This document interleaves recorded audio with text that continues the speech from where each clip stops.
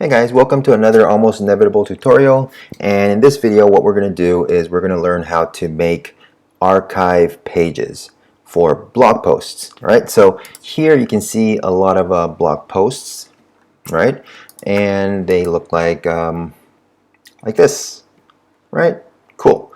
Now, if I click on category, it shows me the whole category. Now, if you like this full width category design, archive design, then it's fine. But a lot of people seem to like the masonry way of putting them together, right? So, oops. All right. So, for example, if you go to Divi, you'll find. No, there we go. So a lot of people like this masonry design, and you can't do that if you go to a category in Divi, right? So if you click on the category, if you make a page like this, that's fine, it works, but you can't do it when you click on the category. And people, when they start looking around your blog, then they end up here, and then you're like, what? How can I control this? Also, sometimes if you want to specify a certain, I don't know, hero section, hero image for the category or whatever, then sometimes you might need a custom design, right, for each category, or at least a custom design for the blog. So this is what we're going to learn. We're going to learn how to make this page. Now, I'm going to go through three different ways. Number one is what I think the easiest way, and that is using Extra. All right, so my website uses Extra. I made it with Extra, and this is actually undergoing a redesign, and when you see this video, it will probably be after the redesign. But anyways, this uses Extra, and in Extra, there's actually an extra setting called Category Builder, and what this does is it gives you a very special way of making a layout. And here with this layout, what you can do is you can actually specify exactly which category this will apply to. And when you add modules, it has post carousels, feature post sliders, all this kind of stuff. So this actually gives you really good control over the archive page. And if you look here, for example, this is the category of web design, for example, category of Divi in this case, and I can actually have it do this, right? So it looks a lot better than what this Divi does, right? So I think it looks better, right?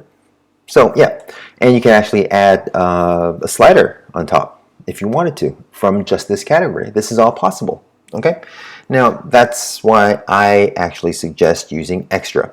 Okay, and Extra is actually really good. One thing that you will need to know about Extra in order to use it like you've been using Divi is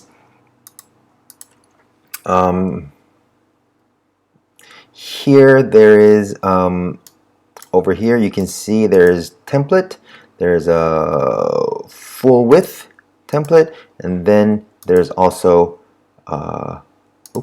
there's also no sidebar. And now if you use the Divi Builder, it goes full width.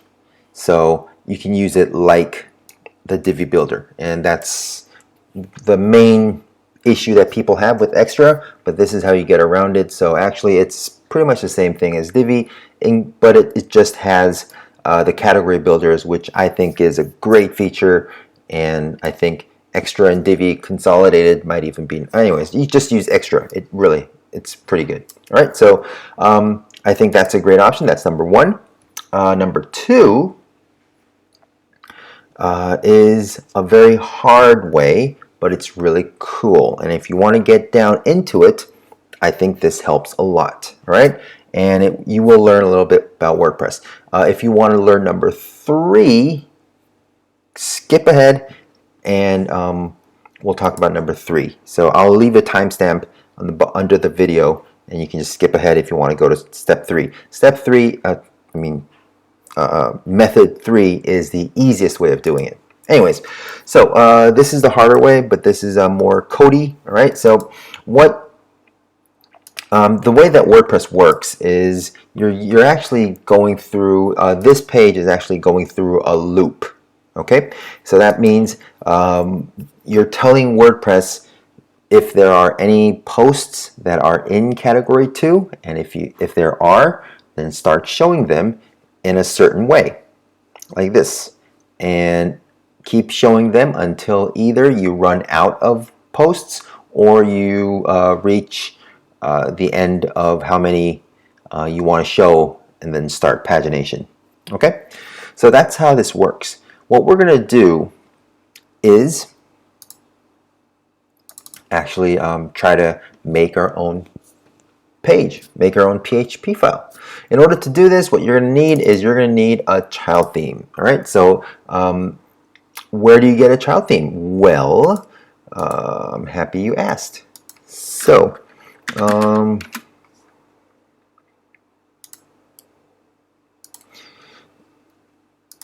here is a Divi child theme, and you can download this and it'll have everything you need inside. All right, so not everything you need inside, it gives you a Divi child theme like this. Now this child theme that I'm using is for this sample build that I'm using here. Okay, and it's not my regular child theme, but it works fine. So what we are going to do is we need the child theme, and in functions PHP. Now, if you download the child theme that I offer for free on my website, you will have this part. You'll have this. Okay. Now, this part, this snippet of PHP allows you to make a layout and check it in Divi library, and it allows you to actually copy paste a shortcode. Okay, so you can make whatever you want, like a layout or a section or module or whatever you want, even global if you want it to be, and then you can just copy this, drop it into any post, and it will display the layout itself. So it's like making your own library or template.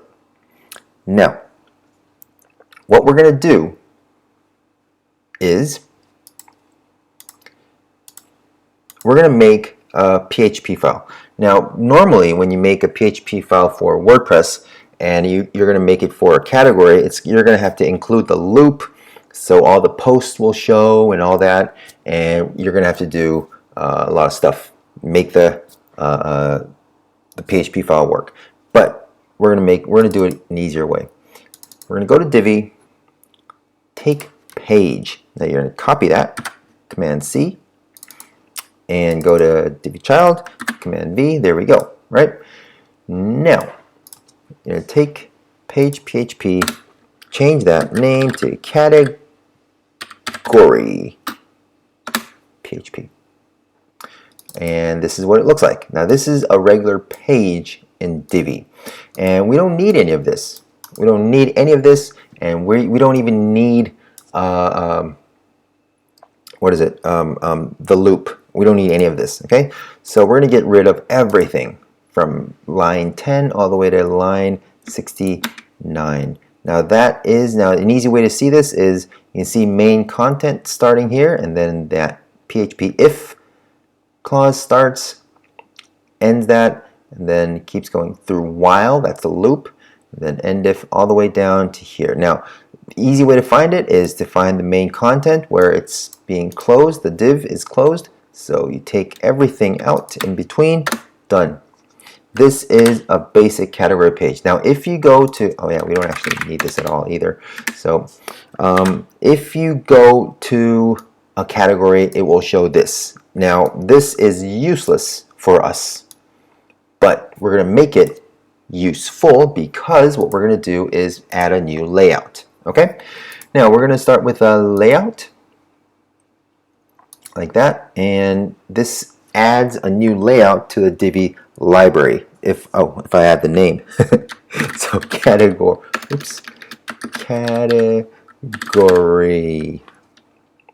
1. All right. So here we go. Okay, and let's start with adding a single column. What? Reload. I might have added some weird things here. I don't know. So let's try this. Okay, add a module, and I don't know why the builder keeps on shifting a little bit, but anyways, category 1. Why do I keep category 1? There we go. Center. That's the only one of the very few buttons I use in the Divi builder. So there we go. I might as well just add the name. Title category 1. Cool. All right, add a row, and let's add a blog. Post number 9. Category 1. No, I'll leave that for now. Let's make it a grid. Okay, that's good. All right, save that. And now we have a layout. We have a custom layout, right? So let's go back to the Divi library, and now we are presented with a shortcode. Okay, we're going to copy that shortcode, Command C, and then we're going to go in here. Now this is how you start a PHP statement. Chevron, question mark, PHP. Okay, and we're going to close that like this. Cool. Echo means print, do shortcode. If I can spell it right. Shortcode. All right, so this is a WordPress PHP function. We open and close it with parentheses and add a single quote. Paste that. End with a semicolon. If you don't have a semicolon, that site will blow up in your face. So always remember to add a semicolon at the end of every PHP sentence, PHP line. All right, so there we go. Echo do shortcode. Save that. And what we can do, because this is saved as category PHP, now if we refresh this, there we go. Look at that. That is beautiful. Yep. Now, right now, this is category 2. As you can see, I click on category 2. If we view category 2, this is what we get. This is category 2. We want this to be just category 1, right? So what we're going to do is change this, right? I'll leave that as is, right? Just a leave for now. Okay. Now, hyphen category 1. There we go. And that means if we go to category 2, it won't be like that anymore. Only when you go to category 1 will it do this. That is some beautiful stuff, isn't it? Right? Now, the reason why this is category 2 is because our layout actually is not defined as category 1. So what we do here is in the blog module, define it as category 1 and update that. Yep, refresh that, and here we go. All the categories 1s are in category 1 page, the archive. As you can see, sample build /category 1. That's how WordPress usually makes the archive pages, with category / whatever name of the category is. Okay, so that's how you can make your own archive pages. Now, this all works well, and it's a lot of fun when you can hack. You can actually make your own Divi layout and then hack WordPress, hack your child theme to make a special custom layout. It's pretty cool and feel proud. But here is what I found the easiest way to do this. Okay, now I've put up some category post here, some post here. It's really not important what, yeah, okay, no, all right, yeah. Anyways, this is Poopy Life has gotten to be a little bit less generous with their free installs, so they start doing this. But anyways, Poopy Life is pretty good for testing things on WordPress real quick. So anyways, I'm not even using Divi on this in this instance, but I'll show you what I wanted to. This is a third method, okay? So we're going to add a new plugin. All right, now if you go to plugins, what you're going to do is you're going to type in redirection. Ooh, this is what we're going to do. We're actually going to redirect this category thing URL and send that, activate this, send that to a special page we made. All right, so I'll show you. So here we go.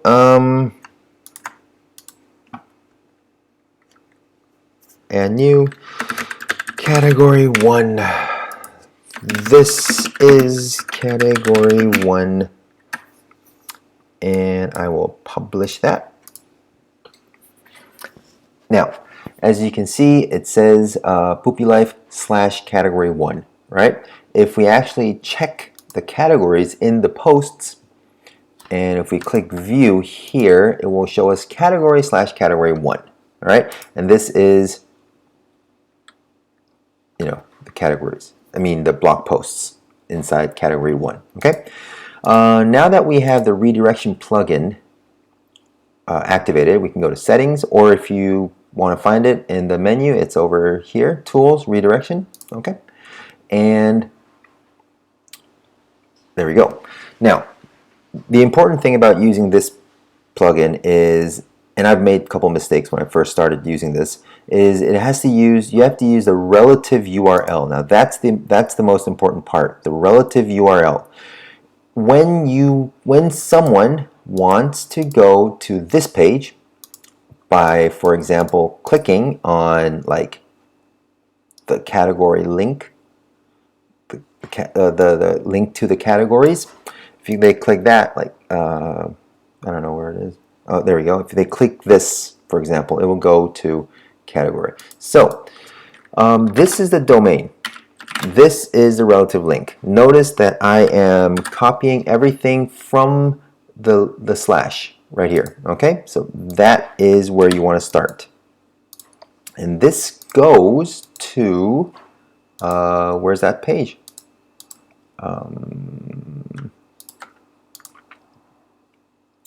This page. This goes to that page. So that is over here, and of course we're not using that part. We're using this part. There we go. So if we add this, there we go. Right now, let's say I go to category 2. Category 2 is as is. It should look like it does. If we go to category 1, it will redirect us to category 1, and there you go. So this means if you have the redirection plugin activated and you're doing this, then that means that you can actually make a page. You can actually make a page like this, load a layout, doesn't really matter, whatever. Oh yeah, look at that, I forgot about that. Anyways, you can load a layout like this, category 1, and then save it as cats. I don't know, doesn't matter. And just redirect it to cats. Now this helps in many ways. It can help you with SEO if you want to really make a memorable URL. and post it on places, and you know, it's easy for it's easy to read. And also you can also use this. Oh, this is another important thing. You can also use this for WooCommerce shop pages. If you redirect the shop page, you can make your own shop layouts, and it'll automatically go. Now this, once you have this activated, this is actually so useful that I even forget how I even forget that I had this, and I'm sometimes confused.